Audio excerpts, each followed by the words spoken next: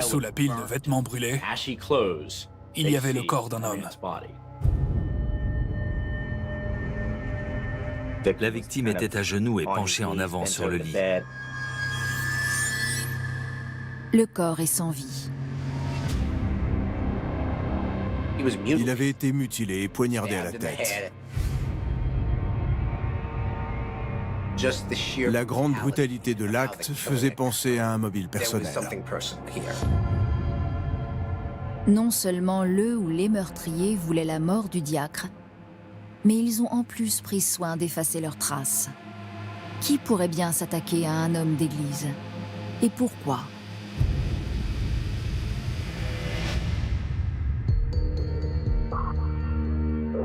Keisha Love, 25 ans, est une jeune femme ravissante. Elle a des pommettes très hautes et un regard perçant. Tous les garçons tombaient sous le charme.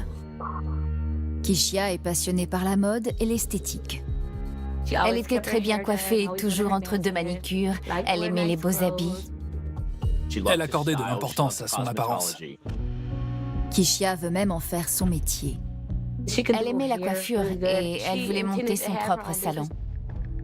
Elle voulait une bonne carrière et elle suivait des cours dans une école d'esthétique. Mais la situation financière difficile de Keisha, qui travaille tout en suivant sa formation, pèse sur la jeune femme. Elle se tourne alors vers une vie plus frivole. Elle aimait fumer du cannabis et boire de l'alcool. Elle adorait sortir faire la fête. Elle avait un faible pour les mecs de la rue. Keisha se rend finalement compte que ses activités nocturnes lui jouent des mauvais tours. Elle aspirait à une vie meilleure. Elle voulait se remettre dans le droit chemin. Elle décide alors de mettre un frein à sa vie nocturne et se rend régulièrement à l'église. Keisha s'est tournée vers la foi pour s'adresser à Dieu et lui dire « Je sais que je peux prier et te parler ». Keisha se sent soutenue par l'église et change de cap. Elle est déterminée à retourner à l'école pour préparer sa vie active. Elle avait simplement besoin de se reprendre en main. Et elle était sur le bon chemin. L'horizon s'élargit pour Keisha. Elle a laissé les excès nocturnes derrière elle et elle est prête à trouver l'amour. C'est à ce moment-là qu'elle rencontre Darius Jones, un don Juan de 33 ans.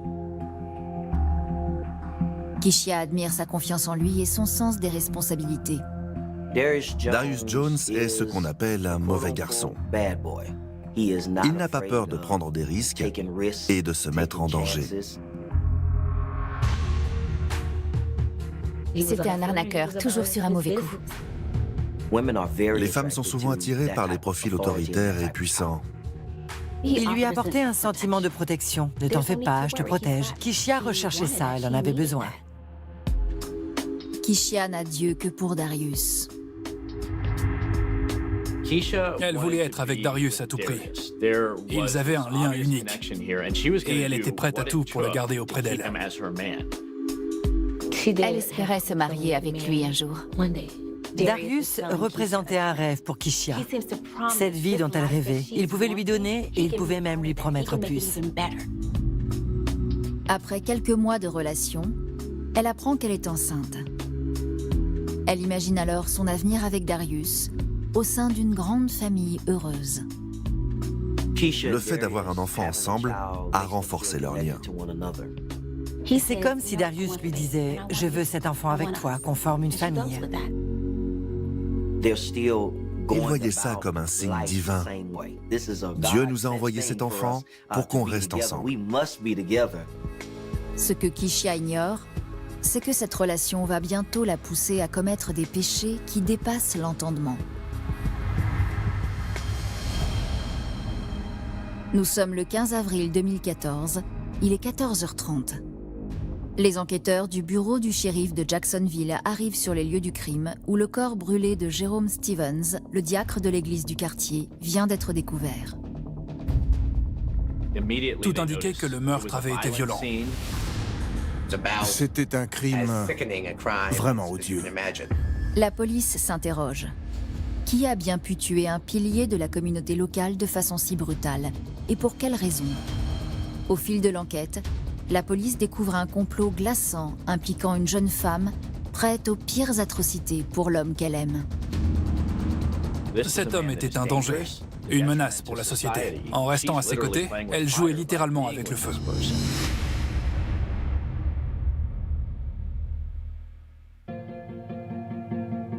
Keishia Love, 25 ans, pense avoir trouvé l'âme sœur en la personne de Darius Jones, de 8 ans son aîné. Keishia pensait avoir trouvé l'homme parfait. Elle était attirée par son côté bad boy. C'était quelqu'un qui en imposait. Elle nourrissait une sorte de vénération pour lui. Ce que Keishia ignore, c'est que sa dévotion pour Darius va la pousser à commettre l'irréparable. Quand elle aimait quelqu'un, elle était prête à tout pour cette personne, même au pire. Nous sommes le 15 avril 2014. Le bureau du shérif de Jacksonville enquête sur le meurtre de Jerome Stevens, le diacre de l'église du quartier, retrouvé assassiné dans son appartement. C'est une scène de crime très violente. La victime a reçu une balle dans la tête et également de nombreux coups de couteau sur le crâne. L'homme s'était clairement débattu. Cela ressemblait à un acte ciblé et personnel. La victime est retrouvée sous un tas de vêtements brûlés. Il était évident que le feu avait été déclenché pour dissimuler l'agression violente qu'avait subie cet homme. En inspectant la pièce, les enquêteurs trouvent un bidon d'essence. Le bidon d'essence avait manifestement été utilisé pour lancer les flammes. Quand j'ai levé les yeux, j'ai remarqué que le détecteur de fumée avait été retiré du plafond. Quelqu'un a retiré le détecteur de fumée avant de mettre le feu. Il remarque aussi que certaines affaires personnelles de la victime ont disparu. Son portefeuille avait disparu. Le vol apparaissait alors comme un potentiel mobile de crime. Dans le salon, les enquêteurs remarquent que la porte de derrière a été forcée. La porte semblait avoir été ouverte de force. Elle était très abîmée. Pour couronner le tout, un agent indique que le véhicule de M. Stevens a également disparu. Ses clés s'étaient volatilisées, tout comme son SUV. Les enquêteurs pouvaient lancer un avis de recherche. Le diacre a bien été victime d'une attaque ciblée. Mais qui en est l'auteur? Après avoir émis un avis de recherche pour retrouver le véhicule, les enquêteurs échangent avec les voisins. Les voisins étaient catégoriques. Monsieur Stevens n'avait rien fait qui puisse pousser qui que ce soit au meurtre. Plus tard dans la journée, les enquêteurs annoncent la nouvelle tragique à la famille du diacre.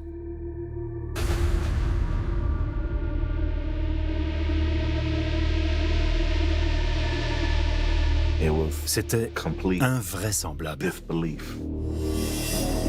Je n'aurais jamais cru que quiconque puisse lui vouloir du mal. D'après sa famille, Jerome Stevens était toujours prêt à aider son prochain. Jérôme était un grand frère exemplaire. Il avait un grand cœur. Il était généreux et aimant. Pour lui, personne n'était un étranger. Il considérait tout le monde comme un ami. Il était toujours prêt à aider les autres. Les enquêteurs veulent savoir s'il aidait quelqu'un dernièrement. Le week-end de sa mort, il avait mentionné une jeune femme. Le frère du diacre se souvenait parfaitement de son nom. C'était Keishia Love.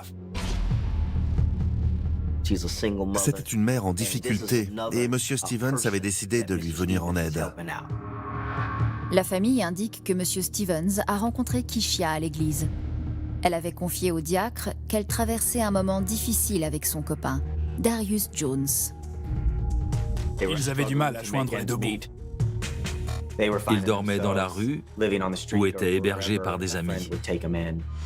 La famille de Jerome Stevens raconte que le diacre a accepté d'héberger Keishia et son enfant, le temps qu'elle se remette sur pied. Darius, le copain de Keishia, dormait chez une amie. Jerome Stevens tenait absolument à venir en aide à cette jeune mère dans le besoin. Il les a accueillis, elle et sa fille, dans son propre appartement, sans leur demander de payer un loyer.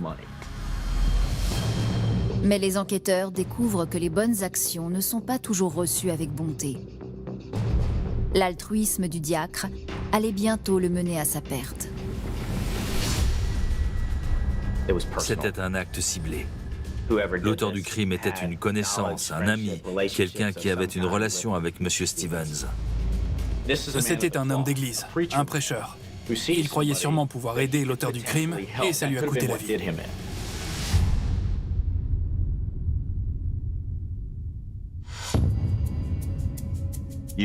On a du mal à croire que quelqu'un qui apporte son aide puisse se faire des ennemis. Naïvement, on pense que ce n'est pas possible, que celui qui donne et qui est généreux ne peut pas vivre ça. Jérôme était un homme ouvert et altruiste. C'est une perte immense. Avril 2014, le bureau du shérif de Jacksonville enquête sur le meurtre sinistre de Jérôme Stevens, un diacre apprécié de la communauté locale. Il tente de comprendre qui a bien pu tuer cet homme, un homme de Dieu, engagé auprès de sa communauté. La famille du diacre mentionne une femme, Keisha Love. Elle était hébergée temporairement chez lui, le temps qu'elle et son copain sortent de la précarité. Keisha logeait chez M. Stevens et Darius, son copain, était hébergé chez une amie. Les enquêteurs veulent alors interroger Keisha, mais ils sont face à un mur. Personne ne sait où elle est. On ne parvenait pas à trouver quelqu'un qui la connaissait personnellement. Donc, on avançait à l'aveugle. Le bureau du shérif change de stratégie et se tourne vers les affaires dérobées dans l'appartement, en espérant que cette piste les mène à Keisha. Nous avons retracé une transaction avec la carte bancaire de la victime dans un magasin à environ 1,6 km de son appartement. Lorsqu'un individu est retrouvé mort et que des opérations sont effectuées avec sa carte bancaire, la police a la preuve que le tueur est bien dans la nature, en train de dépenser l'argent de la victime.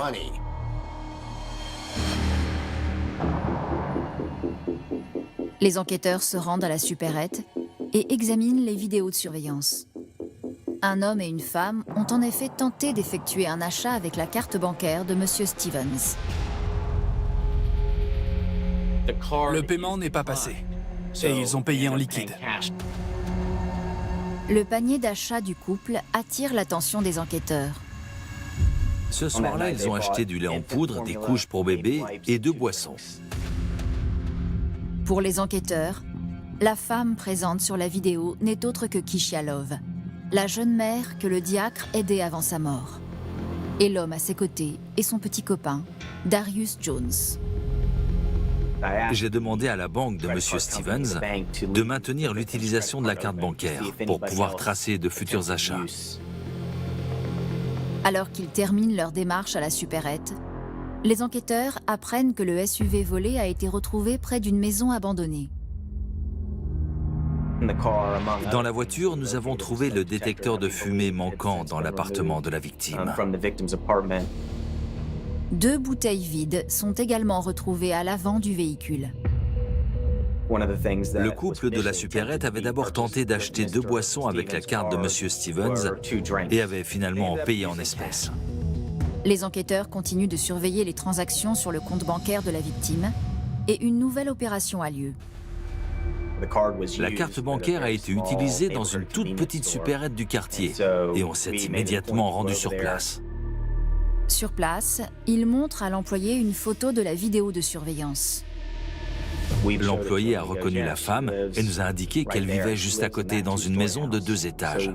On a alors suivi cette piste. Les enquêteurs traversent la rue et frappent à la porte de la maison, espérant tomber sur les meurtriers de M. Stevens. Mais la femme qui ouvre la porte n'est pas celle qu'ils attendaient. Ce n'était pas la femme de la vidéo de surveillance. La femme s'appelle Carletta Owens. Elle déclare être la propriétaire de la maison. Les enquêteurs lui montrent alors la photo du couple et Carletta Owens confirme l'identité de Keisha Love et Darius Jones. Carletta a fourni de précieuses informations. Elle raconte aux enquêteurs qu'elle est amie avec Darius depuis des années et qu'elle l'héberge depuis plusieurs semaines. Elle précise que sa petite copine et leur bébé dorment aussi parfois chez elle. Carletta était très présente pour Darius et pour l'enfant. Les enquêteurs lui demandent si elle a déjà vu Darius avec un pistolet.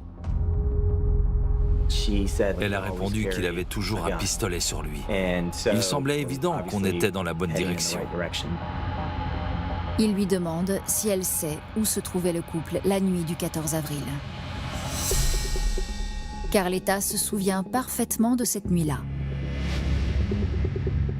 Elle gardait leur bébé quand Darius et Kishia sont rentrés vers minuit.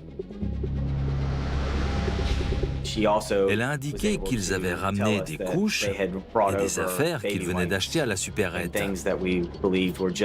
Carletta a remarqué que Darius se comportait de façon bizarre et qu'il avait du sang sur ses habits.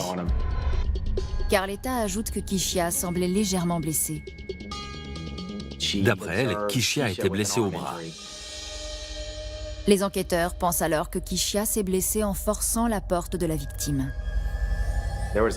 Quelqu'un avait forcé la porte arrière qui était en très mauvais état. Carletta raconte que Darius et Kishia ont déposé leurs affaires et sont rapidement repartis. Après leur départ, elle a trouvé un portefeuille dans un sac que Kishia avait déposé. Elle tenait entre ses mains le portefeuille de notre victime. C'est à ce moment précis qu'on a pu affirmer que Kishia Love et Darius Jones étaient impliqués d'une manière ou d'une autre dans la mort de Jerome Stevens. Cette découverte change la donne. Les enquêteurs émettent immédiatement un avis de recherche pour retrouver Kishia Love et Darius Jones. Notre mission était de retrouver ces deux individus et nous avions désormais des mandats. Le bureau du shérif va bientôt découvrir que ce crime haineux cache un amour sans limite, pour le meilleur comme pour le pire. Il la menait par le bout du nez, et elle aurait fait n'importe quoi pour lui.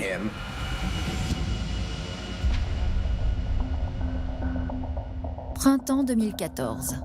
Le bureau du shérif de Jacksonville recherche Kishia Love et Darius Jones. Les déclarations des témoins semblent tisser un lien entre le couple et le meurtre violent d'un diacre de leur quartier, Jerome Stevens. Les enquêteurs ont fouillé dans le passé de Darius et ont découvert un casier judiciaire bien rempli. Il portait un revolver calibre 22. Kishia et Darius sont alors devenus les deux suspects numéro 1. Les enquêteurs lancent un avis de recherche sur le couple et les premiers témoignages les aident à localiser Darius Jones. Grâce à la police, nous avons appris que Darius devait faire un don de plasma dans une clinique. La police est postée à la clinique, prête à interpeller Darius Jones. Nous avons défini une tactique pour son arrestation et lorsque Darius est arrivé pour son rendez-vous, nous l'avons mis en garde à vue sans incident. La police a fouillé Darius et a trouvé une arme à feu qui a été classée parmi les preuves. Les agents de police conduisent Darius au bureau du shérif de Jacksonville. Les enquêteurs se lancent alors à la recherche de Kishia Love. On a appris que Kishia était dans un bus. À sa descente du bus, Kishia tombe sur la police qui l'attend pour l'arrêter.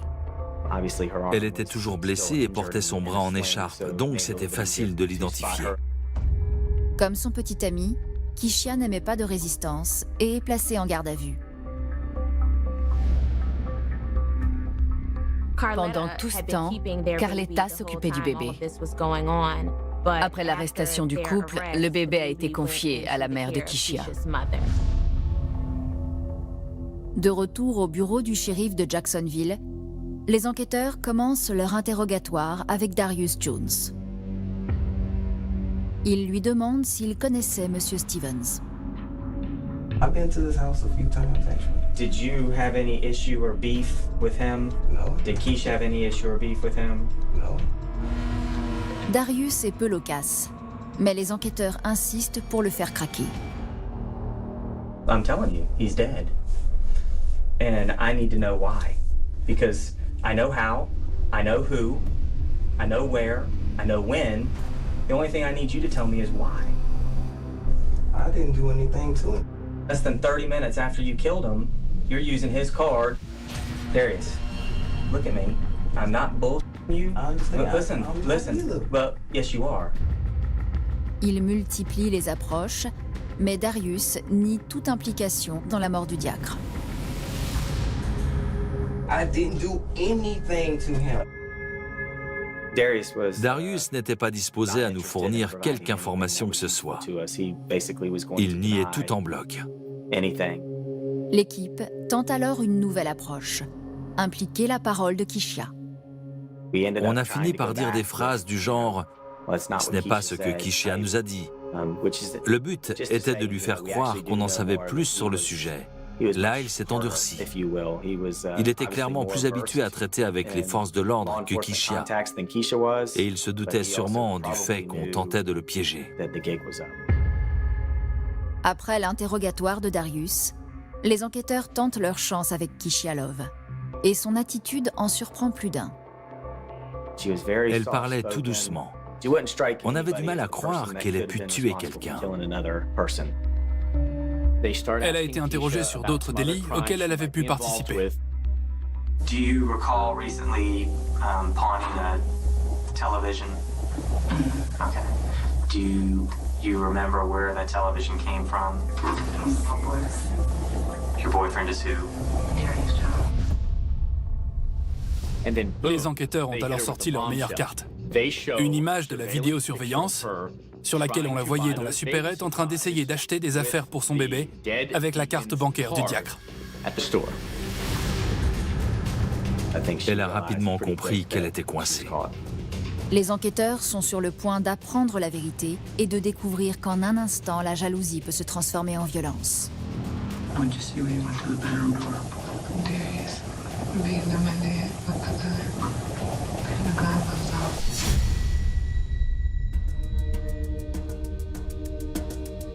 Kishia recherchait l'amour au mauvais endroit.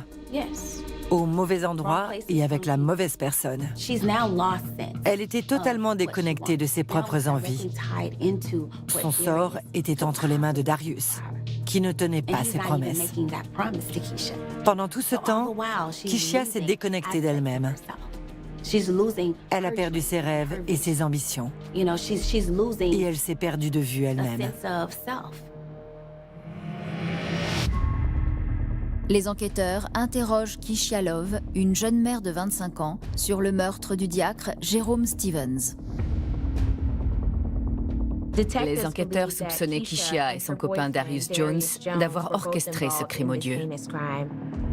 Face aux preuves indiquant qu'elle a utilisé la carte bancaire du diacre, Kishia passe aux aveux. Tout a commencé lorsque la situation financière du couple s'est dégradée après la naissance de leur fille. Elle voulait se marier et s'installer avec Darius, mais ils avaient du mal à joindre les deux bouts. Kishia raconte qu'elle a rencontré le diacre à l'église et qu'il a proposé de leur venir en aide lorsqu'elle a parlé de ses problèmes d'argent.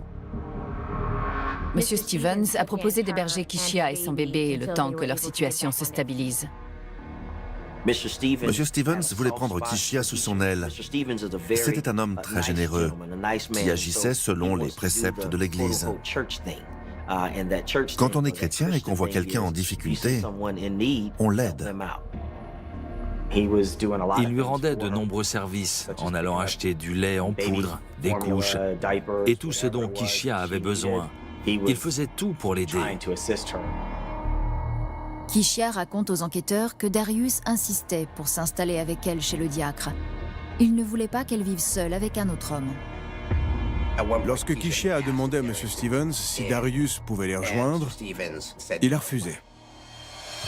Monsieur Stevens ouvrait sa porte à Kishia Love, mais il ne voulait pas héberger Darius Jones. On peut supposer que M. Stevens n'était pas prêt à accueillir un homme adulte chez lui. D'autant plus que c'était le copain de Kishia. Darius a sûrement été blessé dans son ego. Ça a renforcé son sentiment d'autorité sur celle qu'il considérait comme sa femme. D'après la jeune femme, Darius n'a pas supporté le refus du diacre. Darius avait maintenant une raison d'en vouloir à M. Stevens. Il en avait marre de vivre entre deux maisons Il voulait qu'ils soient enfin réunis. C'est à ce moment-là que Darius a imaginé un plan pour voler le diacre. Lorsqu'elle aimait quelqu'un, elle se pliait au moindre désir de l'autre. Kishia refuse de voler le diacre, qui s'est montré si généreux envers elle et leur enfant. Mais Darius la convainc que c'est la seule solution. Il pensait qu'avec cet argent, ils pourraient vivre ensemble comme une famille. Kishia voulait vivre avec Darius. Elle était prête à tout pour le rendre heureux. La jeune femme raconte que le soir du 14 avril, Darius et elle ont laissé leur bébé chez Carletta. Ils ont traversé les quelques rues qui les séparaient de l'appartement de M. Stevens, dans l'intention de le braquer. Kishia était fidèle à Darius et elle le suivait, même dans cette manigance. La jeune femme raconte qu'en chemin, une dispute a éclaté. Kishia et Darius ont eu une conversation animée sur leur avenir ensemble. Kishia était prête à s'engager, mais Darius ne voulait pas se marier. Je suppose que Kishia était dévastée. L'homme avec lequel elle pensait pouvoir construire une famille démissionnait tout simplement de son rôle. Kishia raconte qu'à leur arrivée devant l'appartement, la tension était montée. Darius était jaloux du diacre, un homme exemplaire qui avait accueilli Kishia et lui avait apporté son aide.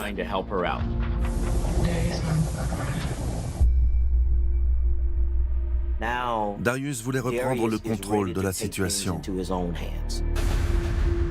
Il est bientôt minuit et le couple frappe à la porte de Jérôme Stevens. Le diacre ouvre la porte, Darius lui demande s'ils peuvent parler, et ils entrent dans l'appartement. In his bedroom? Who drew him and Darius? Where are you at this point?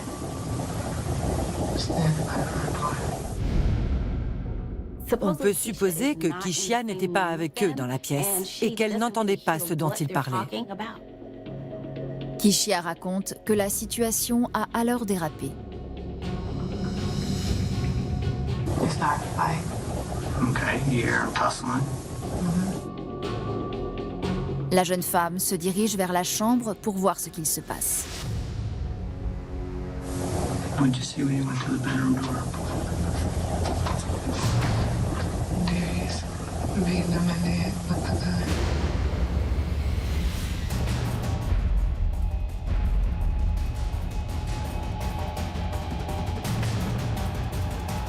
What else does he do? And the gun goes off.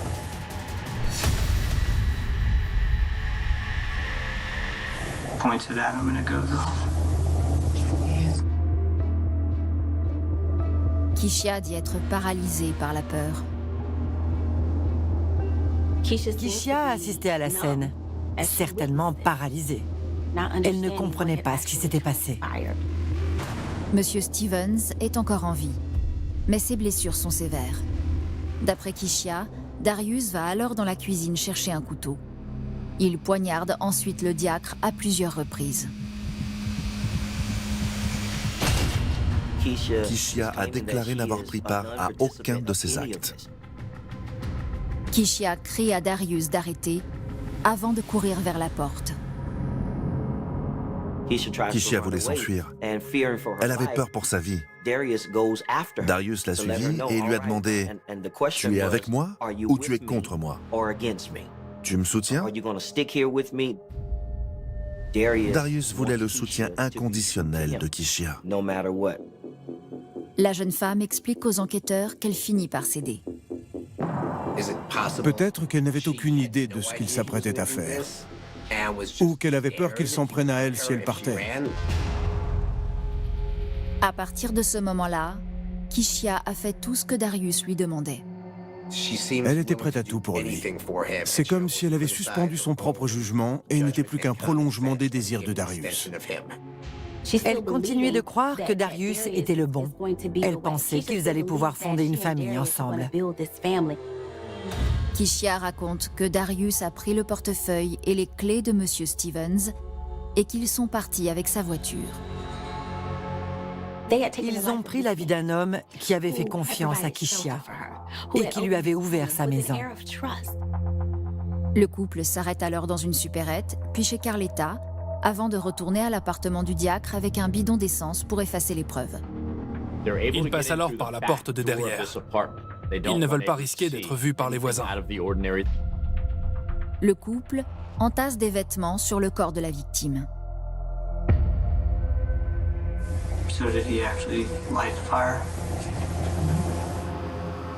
Keisha prétend s'être blessé le bras alors qu'il repartait par la porte de derrière. Keisha était présente au moment des faits. Et elle a forcément joué un rôle dans le meurtre et dans le feu qui a ensuite été déclenché. Les aveux de Keisha sont catégoriques. Darius a orchestré le meurtre de A à Z. Mais la police découvre bientôt des preuves qui laissent entendre qu'elle a aussi joué un rôle dans ce meurtre. Leur couple était très soudé. Ils faisaient tout ensemble. L'épreuve médico-légale indiquait que les blessures sur le corps de M. Stevens étaient l'œuvre de 2 personnes.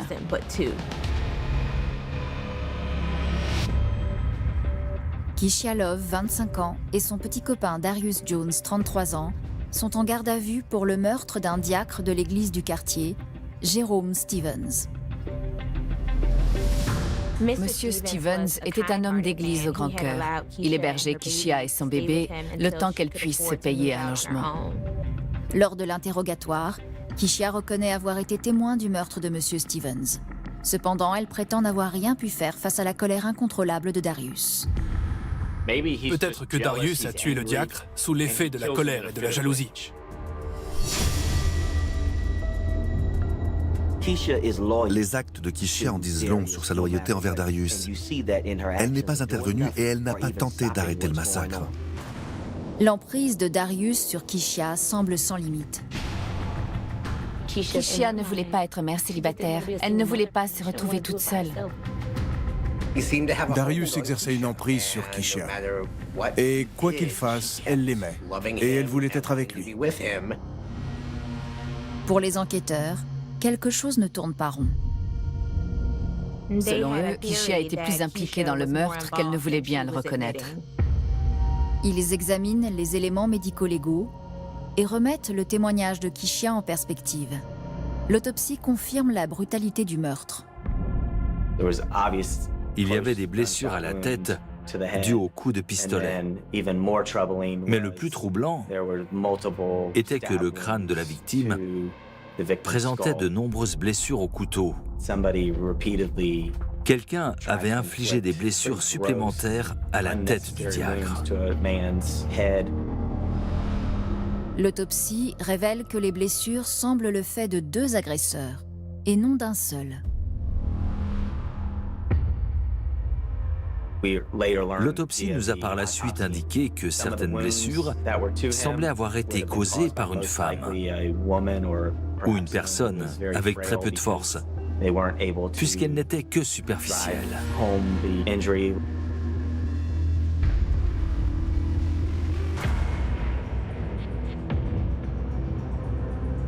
Le rapport médico-légal contredit les déclarations de Keisha, qui dit avoir été présente mais n'avoir pas participé au meurtre. Keisha prétendait n'avoir rien fait dans l'appartement du diacre. Elle avait regardé Darius le frapper avec son pistolet, lui tirer dessus, le poignarder, puis mettre le feu. Pour moi, c'était clair qu'elle avait participé davantage que ce qu'elle s'imaginait. Les enquêteurs présument que, confrontée au choix de participer ou non au crime, Keisha a fini par céder. Keisha était face à une grande décision. Devait-elle rester avec Darius, celui qui pouvait lui apporter l'amour dont elle rêvait? À ce moment-là, elle a fait le choix de lui prouver son engagement. Keisha était pieds et poings liés à Darius. C'est une nouvelle preuve de l'emprise qu'il exerçait sur elle. Même quand ce qu'il fait la terrifie, elle reste à ses côtés. Elle l'aime et le soutient. Le plus étonnant dans cette affaire, c'est que Darius entretenait cette relation de terreur avec Keisha, mais aussi un attachement sans faille.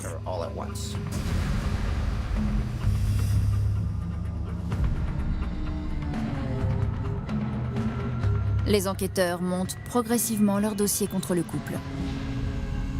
Ils ont trouvé des traces d'ADN sur le détecteur de fumée et sur les bouteilles retrouvées dans la voiture de la victime. C'était l'ADN de Kishia et de Darius. Les preuves semblaient formelles. Ils avaient agi ensemble. La police ne parvient pas à localiser l'arme du crime. Toutefois, elle a assez d'éléments pour mener l'affaire devant les tribunaux. Le 22 mai 2014, Kishia et Darius sont officiellement accusés du meurtre de Jerome Stevens. Les amis et la famille de Kishia sont sous le choc. Quand j'ai appris la nouvelle, je n'en revenais pas. Qu'est-ce qui s'était passé? C'était à la fois choquant et effrayant. Kishia a été aveuglée par son amour pour Darius. Elle a fondé ses décisions sur un principe de loyauté envers la personne qu'elle estimait plus que tout. L'affaire est rapidement classée. Kishia et Darius plaident tous les deux coupables pour meurtre non prémédité, vol à main armée et incendie volontaire. Darius est condamné à 25 ans de prison et Kishia à 20 ans. Pour moi, ce n'est pas suffisant. Ils peuvent parler avec leur famille leur rend visite, ce n'est pas assez. Ils disent que justice a été faite, mais en réalité, dans ce genre d'histoire, justice n'est jamais faite. Pour la famille de M. Stevens, le plus dur est d'accepter que le diacre ait trouvé la mort aux mains des personnes qui l'aidaient. Monsieur Stevens souhaitait aider son prochain, mais Kishia a profité de cette opportunité pour l'utiliser. Sa mort est en quelque sorte un dommage collatéral. Sa disparition a été très difficile. S'il était encore là, je sais qu'il me dirait de continuer à aimer et à donner. Que ce tragique événement ne change pas qui je suis. Jérôme était comme ça. Monsieur Stevens était père, et sa vie lui a été ôtée. Kishia et Darius étaient parents, et leur vie est terminée. Finalement, l'enfant de Kishia et de Darius a été adopté par une famille aimante. Darius semble avoir réussi à entraîner Kishia dans son univers de violence. Par amour, la jeune femme y a plongé tête baissée pour le meilleur et pour le pire. Personne ne peut savoir ce que pensait vraiment Kishia. Mais elle semblait obsédée par sa relation avec Darius et par l'amour qu'il pouvait lui apporter. Elle ne voulait qu'une chose, arrêter d'aller de foyer en foyer, de dormir dans la rue et d'avoir à se battre pour survivre au quotidien. C'est sûrement ce contexte qui a mené au drame. Kishia voyait en M. Stevens une manière de s'en sortir et elle était prête à tout par amour. Tous ces éléments réunis ont conduit au meurtre. Selon moi, l'amour de Kishia pour Darius a brouillé la limite entre le bien et le mal. Quand on aime, on ne voit plus les défauts. L'autre nous paraît irréprochable, mais lorsque cette personne en vient à blesser quelqu'un d'autre, alors la limite est franchie. Les liens de l'amour sont des liens merveilleux, presque divins. Mais la jalousie et l'égoïsme prennent parfois le dessus. Et la lumière de l'amour qui brillait si fort peut projeter une ombre des plus obscures qui vous aspire dans son tourbillon. Et avant même que vous ne vous rendiez compte de la situation et de la personne que vous êtes devenu par amour, il est déjà trop tard.